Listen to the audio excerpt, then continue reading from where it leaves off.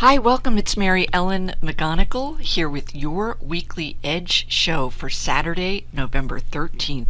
Today we are going to go ahead and take a look at the current markets, see where we closed the week.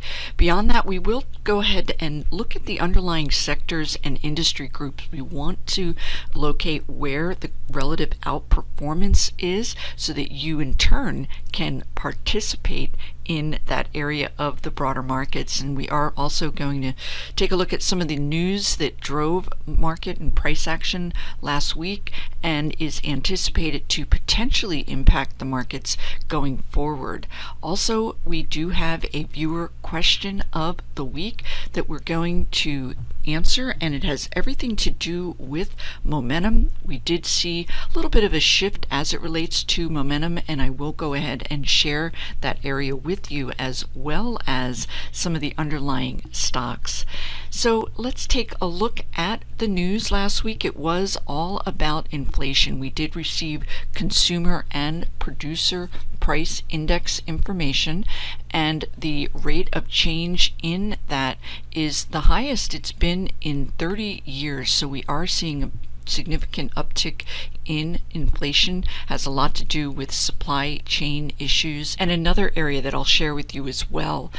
On Friday, consumer sentiment came out and it dropped to a 10-year low, and it has everything to do with the consumers' fear of this inflation. We're certainly seeing a rise in prices from automobiles, food, and elsewhere. So another news item that did come out last week was the fact that a record number of employees quit their jobs in September. This is the worst labor shortage we've seen in decades. In turn, this will also put pressure as it relates to inflation as wage costs will continue to increase. Interestingly, so far we have not seen a big response as it relates to this inflation. A lot of investors view it as transitory, something that's not going to be with us forever. We did see an uptick in two specific areas, however, which I will share with you as we move on here. From here, we can go ahead and take a look at where we closed the week as it relates to the broader markets. So here we're looking at a daily price chart of the S&P 500, and we can see we did enter the week at a new high in price. A bit of bumpiness, if you will, Tuesday into Wednesday, particularly high growth stocks did get hit. However, we did firm up into the close. The index closed above this upward trending 10-day simple moving average, which is constructive. Your outside momentum indicators, I have the RSI positioned up here, closed in positive territory. Faster moving momentum stochastics indicator also up here in positive territory. So we can see that the broader markets are and remain in a nice uptrend. From here, let's go ahead and take a look at some of the underlying sectors in the broader markets. What we are looking at here is a daily 2-month price chart of the 11 sectors. I've gone ahead and added this relative strength indicator, sorted the sectors in descending order. So up here in this upper quartile are your stronger areas, and we can see XLB. This is basic materials.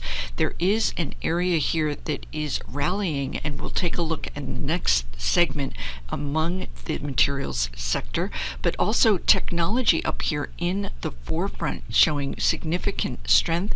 This is another area I'll share with you where in technology that outperformance is taking place.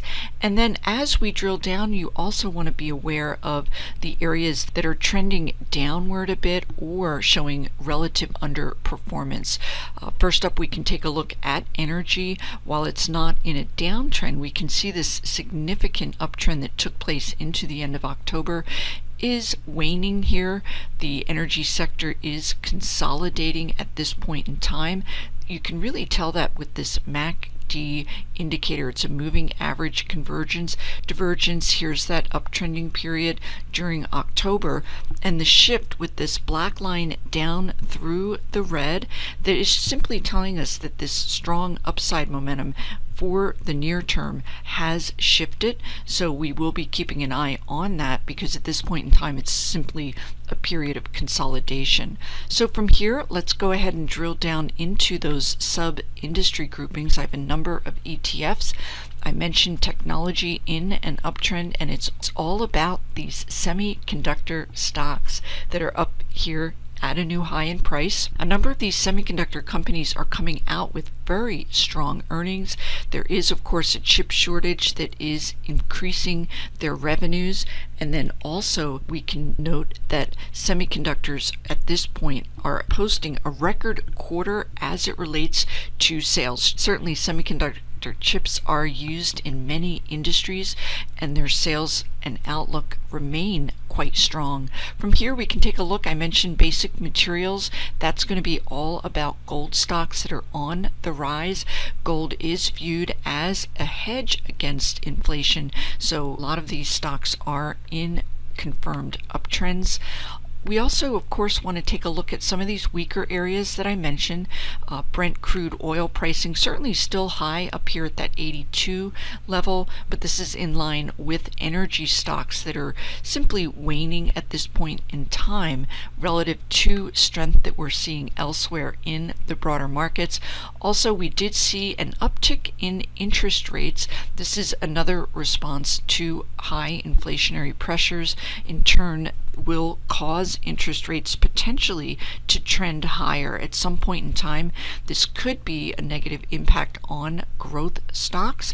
However, we're not seeing that yet. Certainly something that we're going to be keeping a very close eye on. From here, let's go ahead and talk about some of these momentum areas. Last week there were two particular areas that really came into play as it relates to having outsized momentum. One of them was electric vehicle stocks. We did have the IPO Rivian came out last week and had a very significant run. Let's see if I can get that display up here, and we can see this is the advance. The stock initially came out, it was due at 72, popped all the way up here to $130. This, of course, is an electric vehicle manufacturer, and there's a new term that is called the electric economy as a number of these EV-related stocks continue to climb.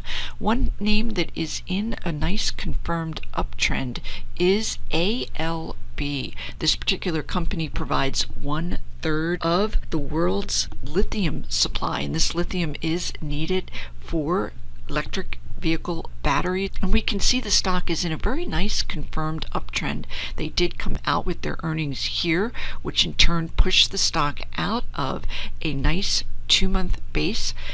We can see nice high volume characteristics. The stock did hit a new high, pulled back very orderly to this upward trending 10-day simple moving average. Another area that is really picking up as far as interest, and that is the metaverse. The metaverse is a fully immersive online world. It's computer generated. It has picked up quite a bit in interest. One area that is not only very involved in this area, it is a top performing semiconductor stock, NVIDIA, NVDA, also in a very confirmed uptrend.